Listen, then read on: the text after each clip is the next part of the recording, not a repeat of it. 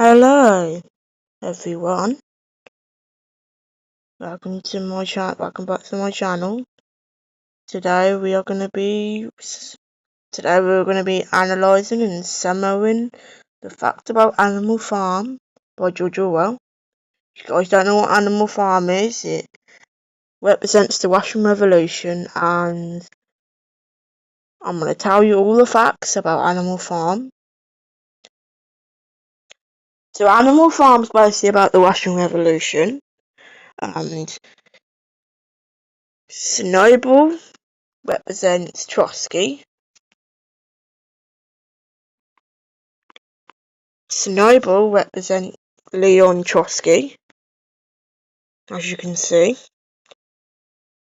In George Orwell's Animal Farm, Snowball represents Leon Trotsky, a prominent figure in the Russian Revolution. He was a leader and political theorist, known for his opposition to Joseph Stalin's and eventual exile.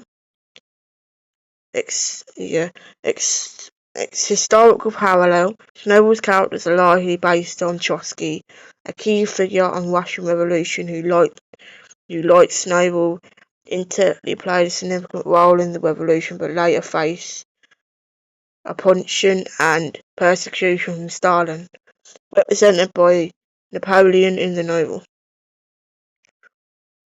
Idealism and realism Snowball was presented as an intelligent, passionate, and eloquent leader, much like Trotsky. He believed in the ideas of the revolution and sought to spread them. Opposition to Napoleon. I can't pronounce that word, right? Sorry, guys. Snowball character is a direct opposition to Napoleon, who represents Stalin. Snowball's ideas and policies are often challenged and undermined by Napoleon, mirroring Trotsky's fate in the Russian Revolution. Exile and assassination. I think Snowball got assassinated. Either got assassinated or disappeared, because you don't know what happens to Snowball in the end. So I think Napoleon's dog found him and killed him.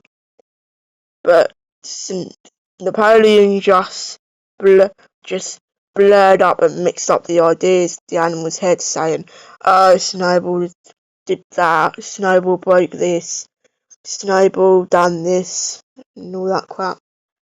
Basically what Stalin did to his people, saying, "Oh, Trotsky is the reason why we're in poverty," or "Trotsky's the reason why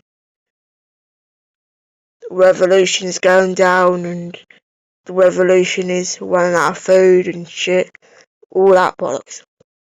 Snowball's eventual exile and death, we don't know if he died or not. In the Noble's narrative mirrors Trotsky's forced exile from Russia and his subsequent assassination of Stalin's orders. Symbolism.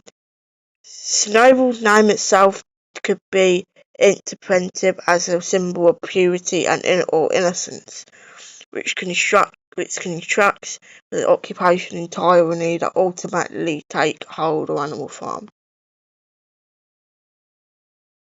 Molly represents the rich people of Russia, middle class. In this allegation, Molly represents I can't pronounce that right, I'm so sorry, middle class during the Russian Revolution. The middle class, like Molly, enjoyed the luxuries in life and often weren't willing to give them up to join the fight. At the same time, they didn't exactly oppose the revolution either. Who does Pilkington No, I already know. Pilkington represents Churchill, and sorry guys, Pilkington represents Churchill, Frederick represents Adolf Hitler. Let's see. Told you. Winston Churchill, the Prime Minister of Britain, and Franklin D. Roosevelt, the President of the United States. While the United States and England might not be trustworthy, they're more reliable allies than Germany during World War Two. Thank you. Thank you so much. I appreciate that. Snowball actually, hang on a minute. Was Snowball actually on Jones' side? Further, Snowball was secret agent for Mr. Jones' side the entire time he was at Animal Farm. Squealer adds that Snowball's part. Snowball represents, by the way, Snowball represents Napoleon's propaganda, by the way, so don't pay any attention to what you said. Mr. Pilkington, no, Mr.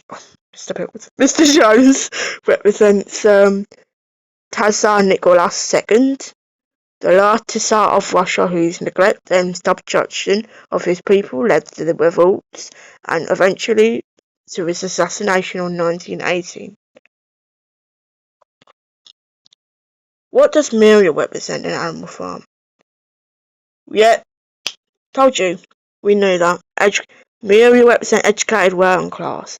An educated working class who slowly realised the gravity of the situation but powerless to alter the course of events. So he represents basically, they know what, they basically know and realise what Napoleon is doing is bad, but they can't do anything, there's nothing they could do to stop it. And that's the depressing part. We all know what Benjamin represents. Benjamin represents either the working class of Russia or the technologials who did not push back against communism and Stalin. He represents either the old people of Russia, the skeptical people of Russia, or just the working class that knows exactly what's wrong, but they don't pay attention to it. No, Snowball was not a traitor. Did not pay attention to that. Let's see. I think the hens represents your Korean, am I right?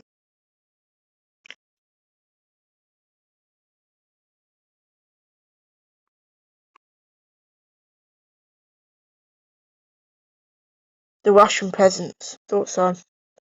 In George Orwell's Animal Farm, the hens represent the Russian peasantry, primarily those who resisted Stalin's policies and faced harsh consequences.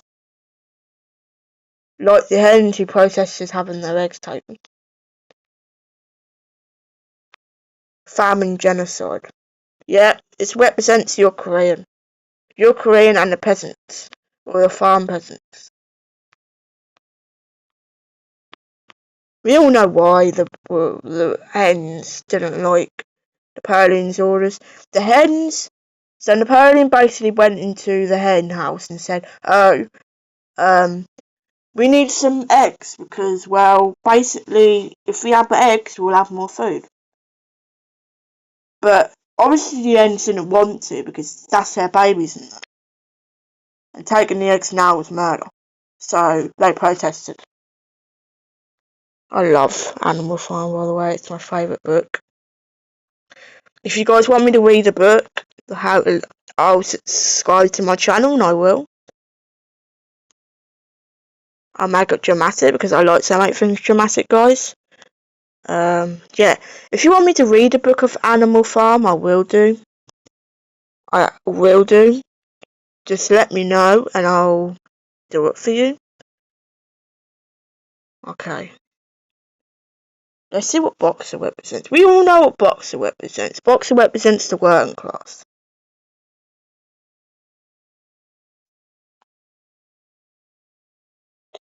Told you. Boxer, the strong and royal worker, represents the Russian working class who were exploited and ultimately betrayed by the warring class, represented by the pigs after the Russian Revolution. Loyal, trust, naive and trusting, betrayal and exploit.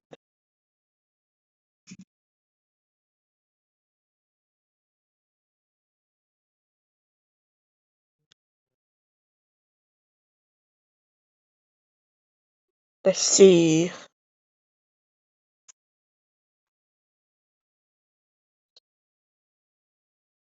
For you, I will work harder. Staying it to Napoleon, which is Stalin, for short,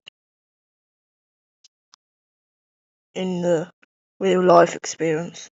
We all know what Frederick represents, right? Starts with an A, ends with an R. The most evil politician in the world, and known as Adolf Hitler himself.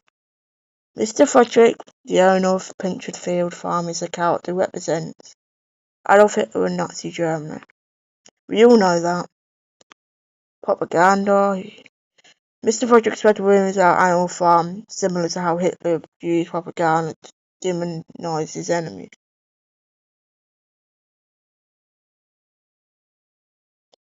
Character traits. He's portrayed as shrewd, cruel, yada yada, yeah, we all know how Hitler was. He tricked Napoleon into selling with timber with fake banknotes and later attacked Animal Farm, mirroring Hitler's actions in World War II. So Hitler was a manipulative as well.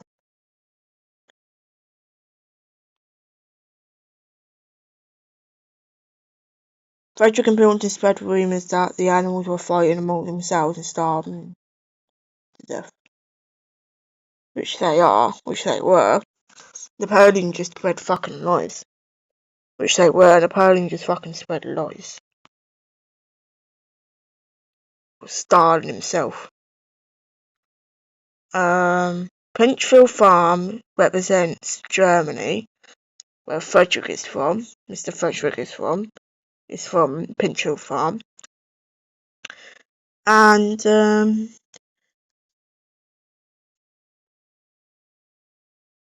Pilkington lives in Foxwood, which is in England or America.